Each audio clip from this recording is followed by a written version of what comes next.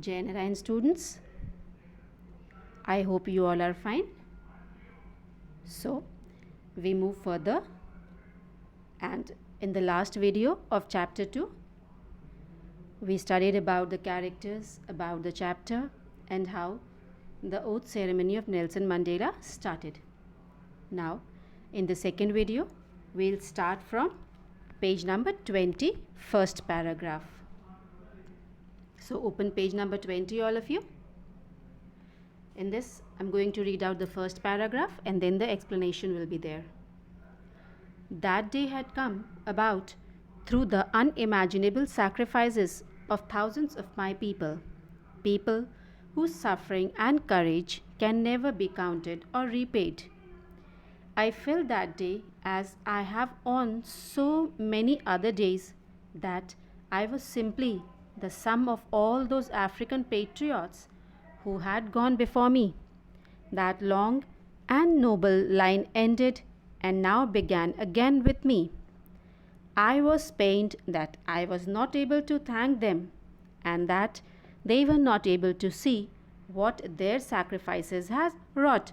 Wrought here means done or achieved.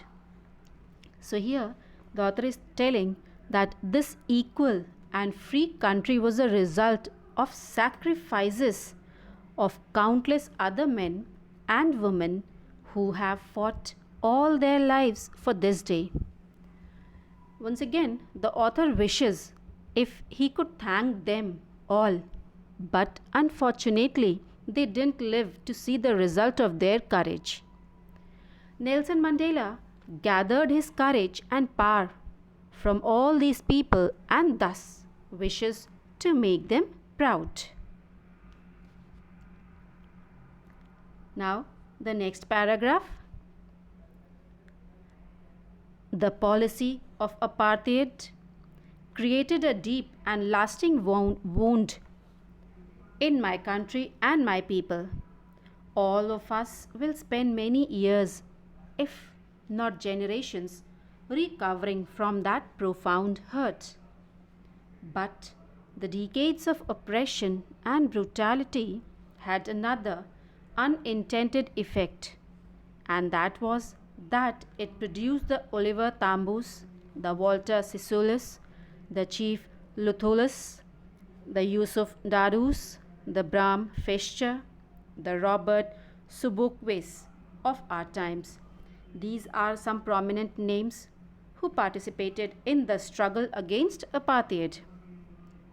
Men of such extraordinary courage, wisdom, and generosity that their like may never be known again. Perhaps it requires such depth of oppression to create such heights of character. My country is rich in the minerals and gems that lie beneath its soil, but I have always known that its greatest wealth is its people, finer and truer than the purest diamond. Here, the oppression policy scared many people, and it will take a longer time for them to move on. The author mentions that this hard time had its negative impacts, but it also exposed a lot of strong and courageous men who stood up and raised their voice. Thus,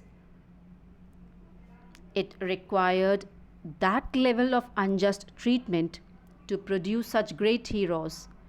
South Africa, he says, is very great, very rich in minerals and gems, but the greatest strength of Africa, South Africa, lies in its people. Now, the next paragraph. It is from these comrades in the struggle that I learned the meaning of courage. Time and again, I have seen men and women risk and give their lives for an idea. I have seen men stand up to attacks and torture without breaking, showing a strength and resilience that defies the imagination. I learned that courage was not the absence of fear, but the triumph over it. The brave man is not he who does not feel afraid, but he who conquers that fear. Here, the writer is telling that he gained his strength to stand against the wrong from all the great nationalists he mentioned above, who have even risked their life for freedom and tolerated ill treatments. But they never stopped fighting. He learned that courage didn't mean the absence of fear, but the ability to overcome fear. The man who overcame his fear is actually called brave. Now, the next paragraph on page number 21. No one is born hating other people because of the color of his skin, or his background, or his religion. People must learn to hate, and if they can learn to hate, they can be taught to love. For love comes more naturally to the human heart than its opposite. Even in the grimmest times in prison, when my comrades and I were pushed to our limits, I would see a glimmer of humanity in one of the guards, perhaps just for a second, but it was enough to reassure me and keep me going. Man's goodness is a flame that can be hidden but never extinguished.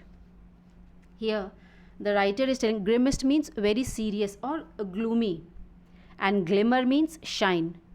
So, here he is telling that if a person is taught by its society to hate humans because of their skin, color, age, gender, or religion, he is telling that no one is born with hatred. The author's idea is that if people can be taught hatred, they can also be taught love and brotherhood. In their most testing time in prison, when they were being treated brutally, Mandela would see a pinch of humanity and kindness in one of the guards, and that was enough to keep him going. He believed that goodness in human beings can be suppressed, but it can never be eliminated. Now, I am going to read out the last paragraph on page number 21. In life, every man has twin obligations. Here, obligations means the person who is obliged to do something. So now he is telling that every person, they have two obligations. Obligations to his family. The first obligation is for his family, to his parents, to his wife and children. And he has an obligation to his people, his community, his country. In a civil and human means showing kindness. Now turn to page number 22. Society, each man is able to fulfill those obligations according to his own inclinations and abilities. But in a country like South Africa, it was almost impossible for a man of my birth and color to fulfill both of those obligations. In South Africa, a man of color who attempted to live as a human being was punished and isolated. In South Africa, a man who tried to fulfill his duty to his people was inevitably ribbed. Inevitably means unavoidably, and ribbed means broken from his family and his home, and was forced to live a life apart. A twilight existence of secrecy and rebellion means to live a life apart from his family. I did not in the beginning choose to place my people above my family, but in attempting to serve my people, I found that I was prevented from fulfilling my obligations as a son, a brother, a father, and a husband. In this paragraph, according to the author, every human being has its own responsibilities towards the family, and the second responsibility is towards the society. Generally, under normal circumstances, a person can maintain the balance between the two obligations. But in countries like South Africa, it was not so easy. When a person of color would come up for his society, he would be arrested and taken away from his family, thus keeping them from fulfilling both responsibilities. In beginning, Mandela did not put his people over his family. But it was only later when he realized that in order to be there for his people, he was compromising his duties towards his own family. Now, the next paragraph on page number 22. I was not born with a hunger to be free. I was born free. Free in every way that I could know. Free to run in fields near my mother's hut. Free to swim in a clear stream that ran through my village. Free to roast mealies under the stars and ride the broad backs of slow-moving bulls. Here Mandela is telling that he was not born with the hunger to get himself free. He was born free. He was free to do anything, to run about his mother's hut, to swim, to run through the village, to do anything. He was free. As long as I obeyed my father and abide means act in accordance, by the customs of my tribe. He is telling that as long as he abided by the customs of his tribe, he was free. I was not troubled by the laws of men or God. He was telling he was not being troubled. It was only when I began to learn that my boyhood freedom was an illusion. Illusion means something that appears to be real, but actually it's not real. When I discovered as a young man that my freedom had already been taken from me, that I began to hunger for it. When he began to realize that his freedom was already taken away from him, then he got to have a hunger to get his freedom. At first, as a student, I wanted freedom only for myself. When Mandela was a student, he only wanted freedom for himself. The transitory freedoms of being able to stay out at night. Transitory means the thing which is not permanent. So he wanted only temporary freedom. Freedom of staying out late nights, read what I pleased and go where I choose. He wanted the freedom to stay out at night, to read whatever pleased him, and to go to the places where he would choose to. Later, as a young man in Johannesburg, I yearned for the basic and honorable freedoms of achieving my potential. Here, yearned means to want something that you cannot have. So, living in Johannesburg, he simply wanted for his basic and honorable freedom of achieving his potential, of earning my keep. Earning my keep means to work well enough to deserve what one is having, of marrying and having a family, the freedom not to be obstructed in a lawful life. Here, in this paragraph, the author did not have the plan to stand against the apartheid system early in life. He lived his childhood like any normal child in South Africa. He only had to follow the rules set up by his father or the customs of his tribe. As soon as he grew up and began to learn the facts as to how people of color are treated, he decided to stand against it. He had this urge for freedom from inside, earlier just for himself, and later for having a basic life, not just for himself but for everyone.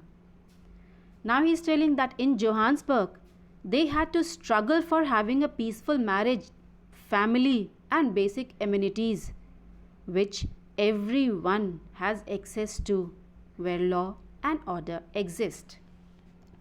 Now the last paragraph on page number 22. But then I slowly saw that not only was I not free, but my brothers and sisters were not free. I saw that it was not just my freedom that was curtailed, but the freedom of everyone who looked like I did. Curtailed means reduced. That is when I joined the African National Congress, and that is when the hunger for my own freedom became the greater hunger for the freedom of my people. Now turn to page number 23. It was this desire for the freedom of my people to live their lives with dignity and self-respect that animated my life, that transformed a frightening young man into a bold one, that drove a law-abiding attorney to become a criminal. Attorney means lawyer. That turned a family-loving husband into a man without a home. That forced a life-loving man to live like a monk. I am no more virtuous or self-sacrificing. Virtuous means showing high moral values than the next man. But I found that I could not even enjoy the poor and limited freedoms I was allowed when I knew my people were not free. Freedom is indivisible. The chains on any one of my people were the chains on all of them. The chains on all of my people were the chains on me. Here, in this paragraph, we come to know that Nelson Mandela joined the African National Congress when he realized it is not only him whose basic rights were snatched away, but of all those who looked like him. He had this fire inside him to free his people from the injustice. It was this that changed the author completely. As a man, from being scared to brave, a lawyer to the one breaking the law, a family man to a man without a home, and a lively man into being a monk. It was the knowledge that he and his people have restricted freedom that made him into a selfless man as opposed to before. According to him, freedom cannot be divided. Snatching it away from someone was equivalent to taking it away from everyone, and that meant taking it away from him also. Now the last paragraph on page number 23. I knew that the oppressor must be liberated just as surely as the oppressed. A man who takes away another man's freedom is a prisoner of hatred. He is locked behind the bars of prejudice. Prejudice means a strong disliking without any good reason, and narrow-mindedness. I am not truly free if I am taking away someone else's freedom, just as surely as I am not free when my freedom is taken from me. The oppressed and the oppressor alike are robbed of their humanity. Humanity here is all the people in the world.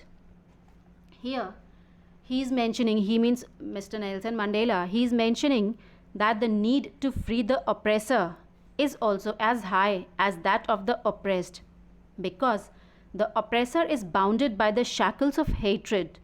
He has the weight of all the people who he has tormented, for he carries the curses of all of their families. For taking away someone else's freedom and making them a prisoner, he becomes a prisoner of biasness. Thus, he is robbed of his humanity and need to be free. So students, this was the explanation of this chapter. I hope you all are able to understand. If you don't understand, please do ask. Thank you.